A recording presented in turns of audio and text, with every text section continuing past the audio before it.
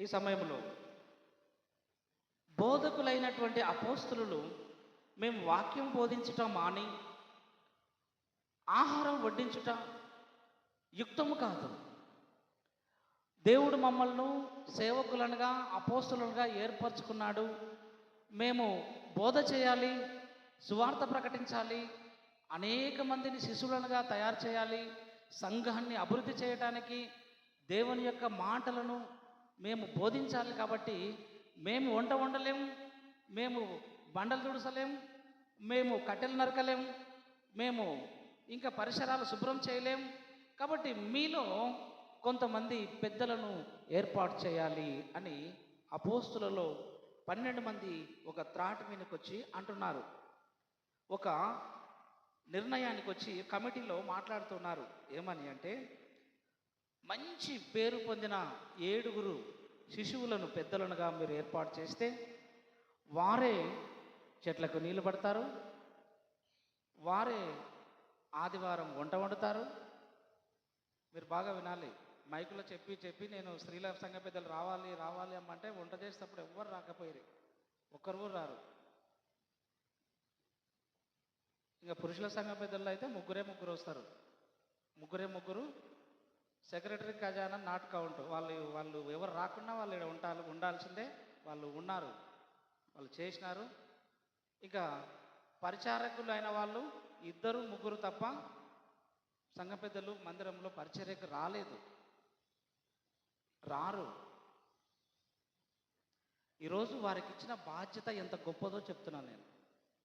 మీరు వినాలి. మీరు కూడా స్త్రీలలో కూడా స్త్రీల సంఘ పెద్దలకి నేను హెచ్చరిస్తున్నాను. దైవ సేవకుని ద్వారా మీరు ఈ మాటలు వినకపోతే మీకు ఎవరు చెప్పరు. మళ్ళీ మీరు వినాలి. స్త్రీల సంఘ పెద్దలు కూరగాయలు కట్ చేసేది ఉంది అనగానే రావాలి. ఇంటి దగ్గర నుంచి మందిరంలో పని ఉంది అనగానే మీరు రావాలి. ఎందుకమ్మా? దేవుడు మీకు పరిచర్య ఇచ్చాడు. ఈ పరిచర్య అందరికీ రాదు. డిస్టర్బెన్స్ చూడు మైక్.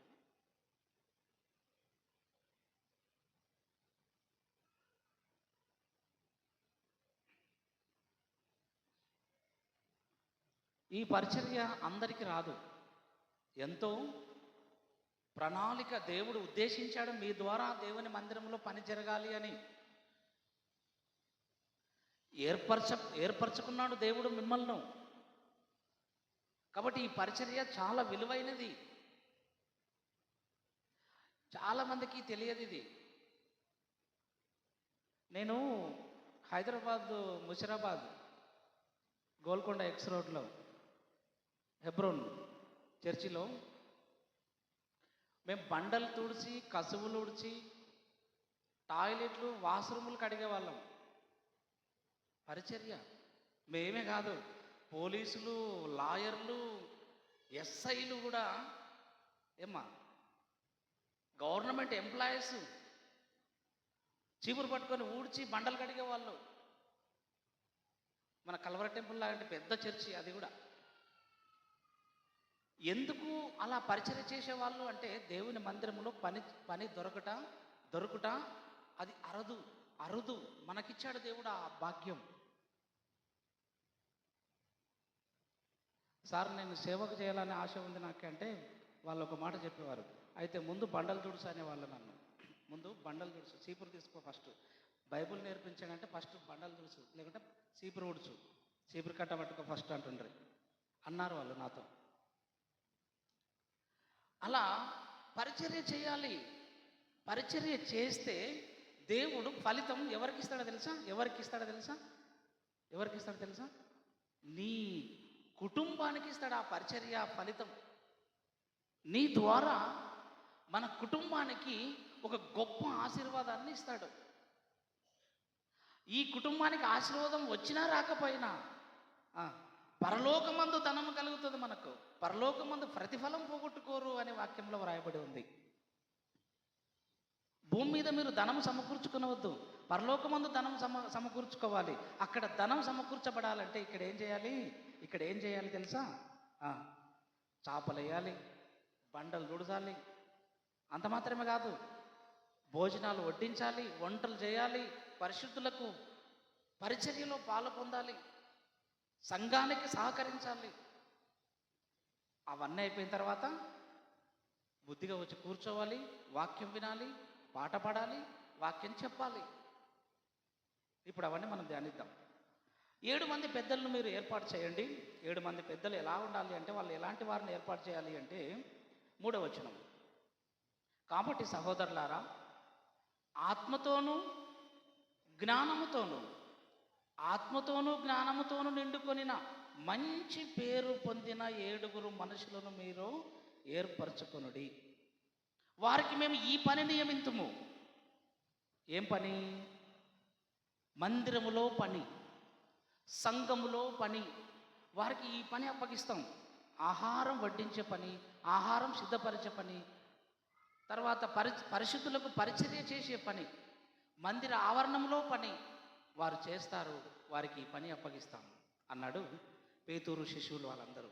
ఇప్పుడు ఇంకొక విషయాన్ని మనం ఆలోచన చేద్దాం. ఈ వంట చేసే పని ఒక్కటైనా సార్? ఇంకా బండలు తుడిచే పనైనా సార్? చేపలేసే పనైనా సార్? స్త్రీల సంఘ పెద్దలు, పురుషుల సంఘ పెద్దలు గమనించాలి. రాబోయే కొత్త సంఘ పెద్దలు కూడా ఈ మాటలు వినింటే ఎంత బాగుండేది.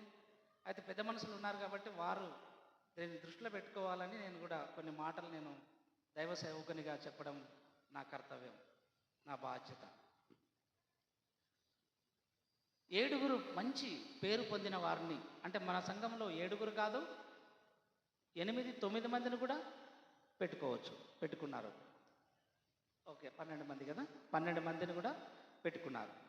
కాబట్టి సంఘాన్ని బట్టి అక్కడ వారికి 7 అవసరమయ్యారు. వారికి 7తోనే అవసరం పడింది కాబట్టి ఆ 7 మంది మీదనే పని అప్పగించారు దైవ సేవకులు, పెద్దలందరూ కలిసి. అయితే ఇక్కడ మన సంఘంలో 12 మంది అవసరమయ్యారు కాబట్టి 12 మందికి పనులు అప్పగిస్తున్నాం, బాధ్యతలు అప్పగిస్తున్నాం. సంఘ అభివృద్ధి కొరకై సంఘములో బాధ్యతలు అప్పగిస్తూ ఉన్నాం. ఏ బాధ్యతలు మనం ఇప్పుడు చదువుకుందాం. తిమోతి పత్రిక, మొదటి తిమోతి పత్రికకి వద్దాం ఒకసారి. 3వ అధ్యాయం, మొదటి తిమోతి పత్రిక 3వ అధ్యాయము. మనం ఎన్నోసార్లు వాటిని విన్నాం, ధ్యానించాం. మొదటి వచనం నుంచి మరొకసారి నెమరు వేసుకుందాం, ధ్యానిద్దాం. మొదటి తిమోతి 3వ అధ్యాయం మొదటి నుంచి చదవండి ఎవరైనా.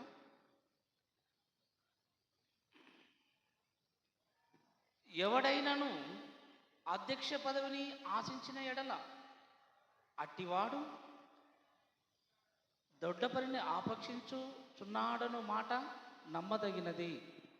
ఈ సౌండ్ పెట్టి ఆయన అనిల్ ఎక్కడవే, నాకు ఈ తలని వస్తుంది. చిన్న బాక్స్ పెడితే కూడా చాలు, ఇది ఒక్కటి గిడ పెడితే కూడా చాలు. నాకు అన్నీ తీసేసి ఒక్కటి చిన్నది గది, ఏదో హ్యాండ్ మైక్ ఉంది కదమ్మా, ఛార్జింగ్ మైక్, అది ఇస్తే కూడా చాలు, ప్రశాంతంగా చెప్తా.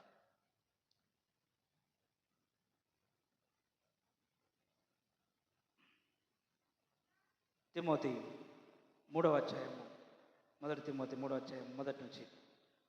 ఎవడైనను అధ్యక్ష పదవిని ఆశించిన ఎడల అట్టివాడు దొడ్డ పనిని ఆపేక్షించున్నాడన్న మాట నమ్మదగినది. అధ్యక్షుడగువాడు నిందారహితుడును. ఒక్కొక్కటి నాకు సహకరించుకుంటారా బ్రదర్? కామా ఇచ్చుకుంటా, ఒక్కొక్క పాయింట్ నాకు సహకరిస్తూ ఉండు. ఇప్పుడు మొట్టమొదటి పాయింట్, సంఘ పెద్దలు అధ్యక్ష పదవిని ఆశించి సంఘములో మేము సంఘ పెద్దలుగా ఉంటాం అన్న వాళ్ళు గుర్తుపెట్టుకోవాలి. ఈ పాయింట్స్ చెప్తాను, మీరు క్యాచ్ చేసుకోవాలి, నోట్ చేసుకోవాలి. స్త్రీల సంఘ పెద్దలు కూడా వినాలి ఇవి. మీరు వింటలేరు, పురుషులకే అని అనుకునకూడదు మీరు, ఏమా మీరు కూడా వినాలి. ఫస్ట్ నంబర్ 1 పాయింట్ ఏంటంటే నిందారహితుడై ఉండాలి, నిందారహితురాలై ఉండాలి. ఆయన మీద నిందలు ఉండకూడదు, ఆమె మీద నిందలు ఉండకూడదు. First point. సెకండ్, ఏకపత్ని పురుషుడును. ఇది 2వ పాయింట్. పాయింట్లు గుర్తుపెట్టుకోండి. 2వ పాయింట్ ఏంటంటే ఏకపత్ని పురుషుడై ఉండాలి. నంబర్ 3, మితానుభవుడును. అన్ని సర్దుకొని ఉండాలన్నమాట, అన్ని తక్కువ కలిగి ఉండాలి, అన్నిట్లో సమిష్టి కలిగి ఉండాలి, అడ్జస్ట్మెంట్ ఉండాలి. మితానుభవుడును మితానుభవురాలును. దుబారు ఉండకూడదు అన్నమాట ఖర్చులు. సంఘం పెద్దలుగా ఉన్న వారికి హెచ్చరికలు, దేవుడు పౌలు ద్వారా విధిస్తున్నటువంటి బయలుపరుస్తున్నటువంటి హెచ్చరికలు ఇవన్నీ. మితానుభవుడును స్వస్థ బుద్ధి గలవాడు, ఇది ఎన్నోది? ఎన్నోదమ్మా? 4వ. ఫస్ట్ పాయింట్ చెప్పండి. నిందారహితుడు, ఏకపత్ని పురుషుడు, మితానుభవుడును, స్వస్థ బుద్ధి. స్వస్థత దేనికి ఉండాలంట? బుద్ధికి ఉండాల. అంటే బుద్ధి ఎలా ఉండాలా? మంచి బుద్ధి కలిగి ఉండాల. వంకర బుద్ధి ఉండకూడదు, చెంచల బుద్ధి ఉండకూడదు. బుద్ధి ఎలా ఉండాలా? బుద్ధి లేని వాళ్ళు ఉన్నారు కదా కొంతమంది. ఎంతమంది ఉన్నారు? ఎంతమంది ఉన్నారమ్మా? 5 మంది ఉన్నారు కదా. వాళ్ళకి బుద్ధి లేదు. బుద్ధి లేదంటే ఏం లేదని అర్థము? బుద్ధి లేదంటే ఏం లేదని అర్థము? వాళ్ళలో వాక్యం లేదని అర్థం. వాళ్ళలో వాక్యం లేదు. అందుకని వాళ్ళు బుద్ధి లేని వాళ్ళు. బుద్ధి లేక ఒకడు ఇంట్లో నుంచి పారిపోయినాడు అనమాట. బుద్ధి వచ్చినాక మళ్ళీ తిరిగి వచ్చినాడంట. ఎవరైనా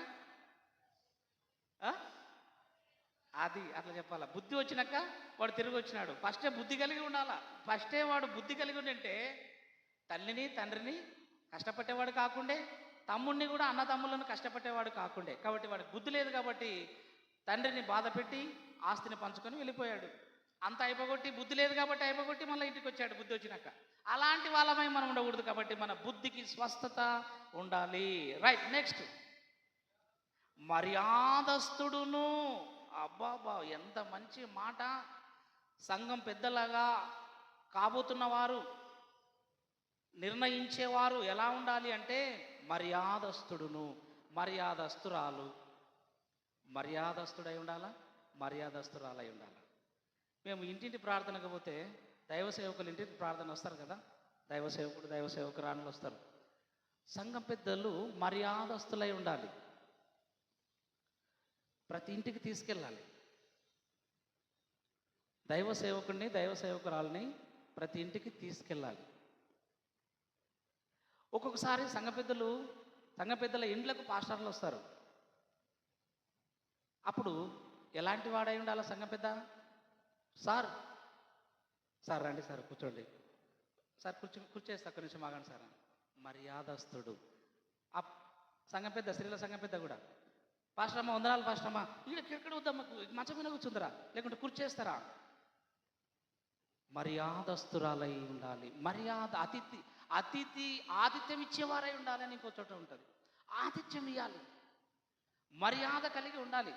కొంతమంది సంఘం పెద్దల ఇండ్లోకి పోతే, అంటే మన ఊర్లో కాదు, మన ఊర్లో నేను ఎవరు సంఘ పెద్దల ఇండ్లకి ఎక్కువ వెళ్ళినా కొంతమంది ఇండ్లకి మాత్రం వెళ్ళినా వాళ్ళు బాగా రిసీవ్ చేసుకున్నారు, మంచి మర్యాద ఇచ్చారు, చాలా సంతోషం.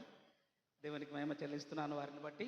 కొన్ని ఊర్లలో, నేను వేరే సంఘాల్లో పనిచేసి వచ్చాను కాబట్టి, కొన్ని ఊర్లలో సంఘ పెద్దలు ఏం చేస్తారంటే, ఏం సార్ పని ఉంది, పని లేదా? నీకంటే పని లేదు, నీకంటే పని లేదు, పాట లేదు, వస్తావు.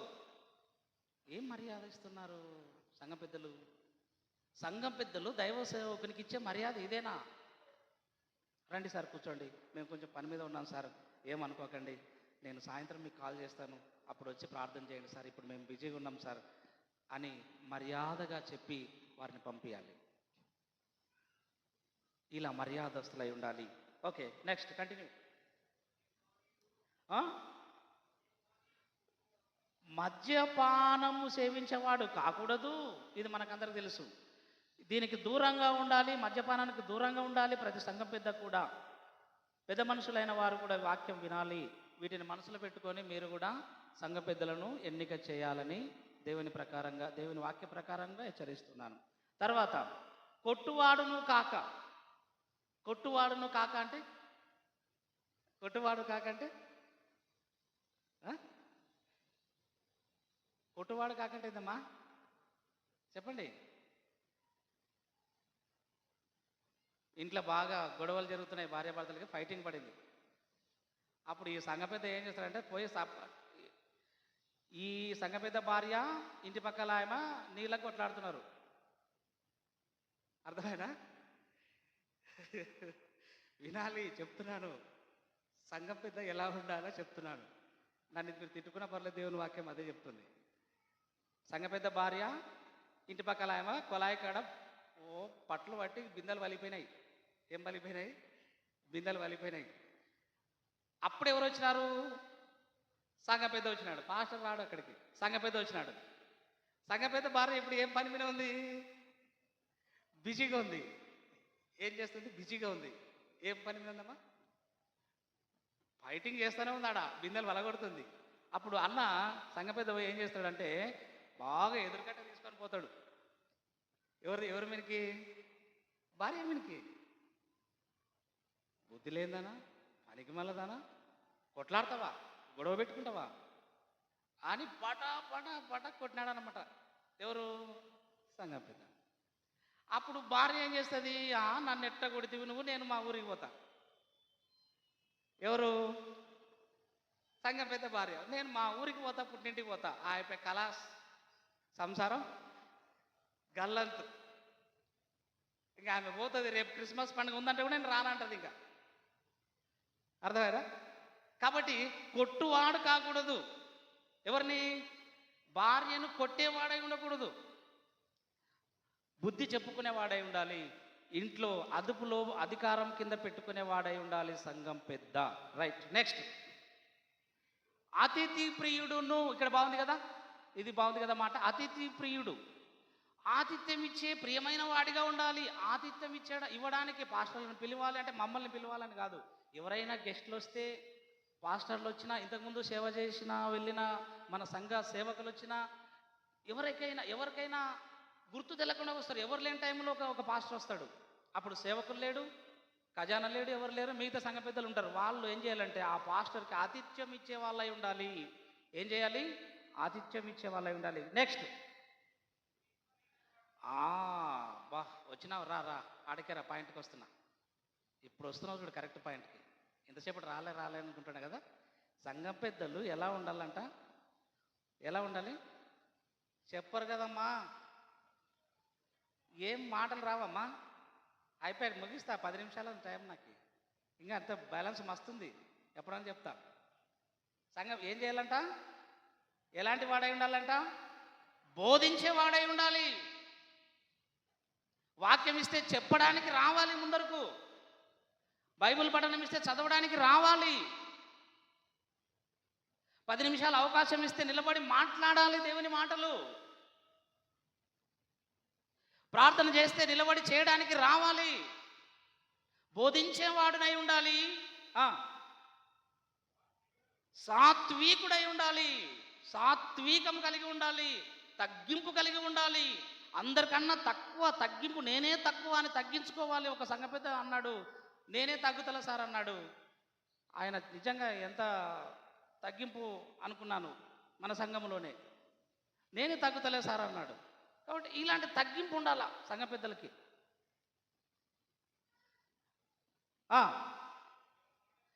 జగడమాడని వాడు. ఇంకా సంఘం పెద్దలు కొన్ని సంఘాలలో అయితే కొట్లాడతారు చూడు, మామూలుగా ఉండదు కదా కొట్లాట. కొన్ని సంఘాల్లో, మన సంఘాల్లో నేను ఎప్పుడు చూడలేదు, నాకు తెలియదు. కొన్ని సంఘాల్లో సంఘ పెద్దలు కొడతారు, మైకులు ఇరిగిపోతాయి, టేబుల్ ఇరిగిపోతాయి, అన్నీ పలిగిపోతాయి. అంతే. నువ్వెవడరా అంటే నువ్వెవడరా. అవునా కదా? అనందమన్నా కరెక్ట్ కాదు. కొట్లాడకూడదు. వాక్యం చెప్తుంది, నేను కాదు కదా. వాక్యం ఏం చెప్తుంది? గొడవ పడకూడదు, జగడాలు ఆడకూడదు, జగడమే ఆడకూడదు. సంఘ పెద్దలు సాత్వికులై ఉండాలా, సరి చేసుకునే వాళ్ళై ఉండాలా, సమస్యను పరిష్కరించుకోవడానికి కూర్చోవాలా. కమిటీలు వేసుకొని 1 రోజు వేసుకుంటారా, 2 రోజులు వేసుకోవాలా? సాత్వికంతో పరిష్కరించుకోవాలి, కానీ జగడం ఆడకూడదు సంఘం పెద్దలు. ఇది దేవుని మాట. Next, continue. ధనాపేక్ష లేని వాడై ఉండాలి సంఘం పెద్ద. సంఘం పెద్దలు ధనాపేక్ష కలవారై ఉండకూడదు. ఇక్కడ 100 రూపాయలు పడినాయి చర్చిలో, అది తీసిపెట్టే బాధ్యత ఎవరిది? సంఘం పెద్దది. అది ఎవరు తీసి పెట్టాలి? సంఘం పెద్ద తీసి ఎక్కడ పెట్టాలి? కరెక్ట్ ఖజానా లెక్కకు అప్పగించాలి. సెక్రటరీ పెన్ను దగ్గరకు పోవాలి. అది ఎక్కడ పోవాలా? పెన్ను కాడికి పోవాలా, ధనాపేక్ష ఉండకూడదు. 100 కదా అని జోబులో పెట్టుకోకూడదు. ఇక ఎక్కడైనా భోజనాలకు వెళితే అదుపు కలిగి ఉండాలి, మితానుభవులై ఉండాలని ముందే చెప్పుకున్నాం కదా. మితానుభవులై ఉండాలి. మితానుభవులు.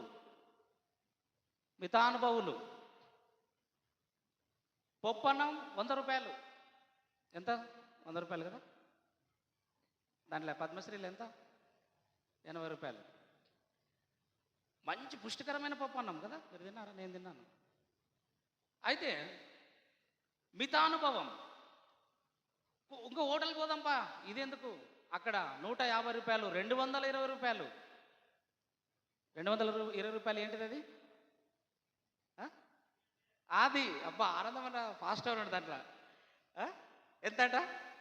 220 చికెన్ బిర్యానీ.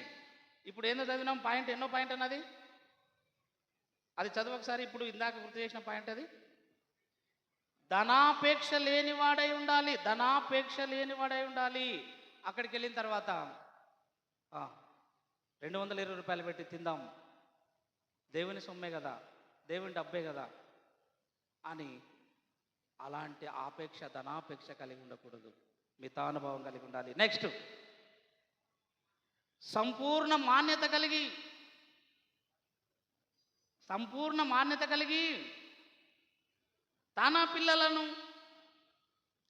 తన పిల్లలను స్వాధీనపరుచుకునే వాళ్ళై ఉండాలి. సంఘం పెద్దలు ఫస్ట్ తన పిల్లలు తన మాట వినాలి.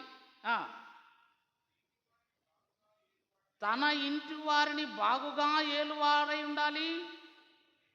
ఎవడైనాను తన ఇంటి వారిని ఏలనేరకపోయిన ఎడల అతడు దేవుని సంఘమును ఎలా పాలించును? అతడు గర్వాంధుడై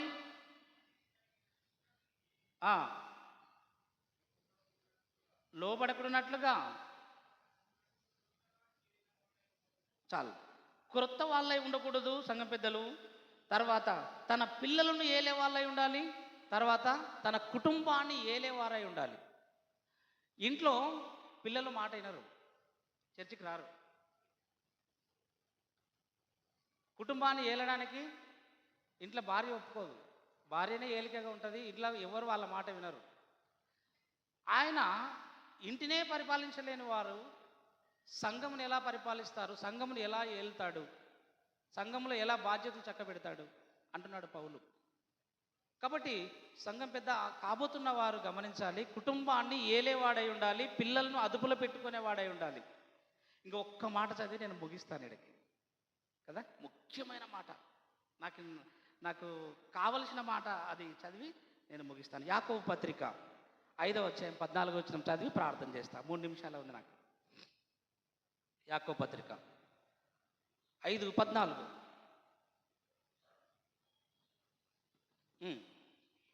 మీలో ఎవడైనను రోగి అయి ఉన్న ఎడల అతడు సంఘ పెద్దలను పిలిపింపవలెను. చాలు. ఇది ముఖ్యమైన మాట. ప్రతి సంఘం పెద్ద గుర్తుపెట్టుకోవాల్సిన మాట.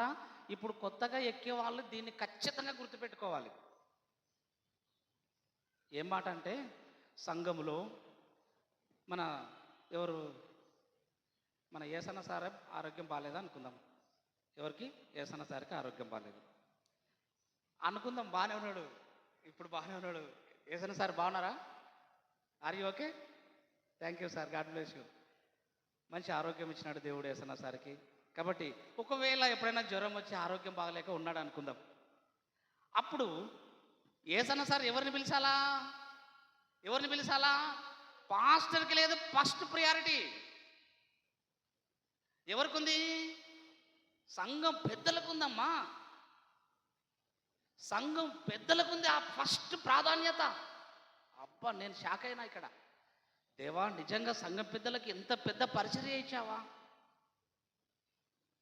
ఎంత గొప్ప ఆశ్చర్యం చూడండి. కొన్ని సంఘాల్లో ఎవరు బాణం బాలేకున్నా, ఎవరు మంచముల పన్నా, ఎవరు అనారోగ్యంతో ఉన్నా రారు. దైవ సేవకునిగా నేను పిలిస్తే కూడా, అన్నా రండి వెళ్దాం ప్రార్థన చేసి వద్దాం అంటే, సార్ కొంచెం దరూరు వేరే రావాలి సార్. సార్ గద్వాలకి పాపను ఎక్కించుకోవాలి సార్. రాత్రిపూట 7 గంటలకి, అన్న పలానా ఇంటికాడ పానం బాగాలేదు, ఆరోగ్యం బాగాలేదు, కింద పడినాడు అంట, లేకపోతే ప్రార్థన చేయాలన్నా వెళ్దామంటే, సార్ నేను ఇంకా వస్తున్నా సార్, దరూరు బయలుదేరుతున్నా, నేను వచ్చేతాలకు కొంచెం లేట్ అవుతుంది, ఎవరన్నా తీసుకెళ్ళకపో సార్. ఇలా చెప్పే వాళ్ళై ఉండకూడదు సంఘ పెద్దలు. వాక్యం చెప్తుంది, నేను కాదు. ఏ సార్ నో వాక్యం ఏం చెప్తుంది? ఎవరైతే రోగి అయి బాధపడుతున్నాడో ఆయన పిలిచాడు. వాళ్ళ దగ్గరకు మీరే వచ్చి నన్ను తీసుకెళ్ళాలి. సంఘం పెద్దలే నా దగ్గరకు వచ్చి, సార్ పలానా ఇంట్లో బాగలేదు, మీరు రండి, మాతో రండి, మేము వెళ్తున్నాం, నన్నే తీసుకెళ్ళాలి మీరే. ఇది రివర్స్. ఇప్పుడు రివర్స్ ఏం రివర్స్ అంటే ఎట్లా ఉందంటే ఉల్టా, నేను అడుక్కోవాలన్నమాట సంఘం పెద్దల్ని. ఏం సంసారన్నా, నేను అయ్యా రాండయ్యా బాగాలేదన్నా, పాపం ఫోన్లు చేస్తున్నారు, రాండన్నా. ఏమానందమన్నా, నేను అడుక్కుంటుండా. నేనే కాదు, ప్రతి పాస్టర్కి ఇదే పరిస్థితే. ప్రతి పాస్టర్కి, నాకొక్కనికే కాదు, ప్రతి చర్చిలో ప్రతి పాస్టర్ అడుక్కోవాలి సంఘ పెద్దలను అన్నారండి. ఇక కుటుంబ ప్రార్థనలు ప్రార్థన ఉంది పలానా ఇంట్ల కాడ. సంఘంలో అనౌన్స్మెంట్ ప్రకటనలు చేసినప్పుడు వినే ఉంటారు. ఇక బుధవారము గృహకూడికి వెళ్దాము అంటే అక్కడికి ఒక్క సంఘ పెద్ద కనపడడు. పాస్టర్ ఒక్కడు బైబుల్ తీసుకొని రోడ్డు మీద నడుచుకుంటూ పోతే ఒక్క సంఘ పెద్ద ఎంటలేడు. నేను ఒక్కడిని పోవాలా, పిలిచి 5 మందికి ఫోన్లు చేసినా ఒక్కరు రాలేదు నా దగ్గరికి. అంటే ఆ ఇంటికాడికి నా దగ్గరికి కాదు, నా పని కొరకు కాదు. అప్పుడు దైవ సేవకుడు అక్కడ కూర్చొని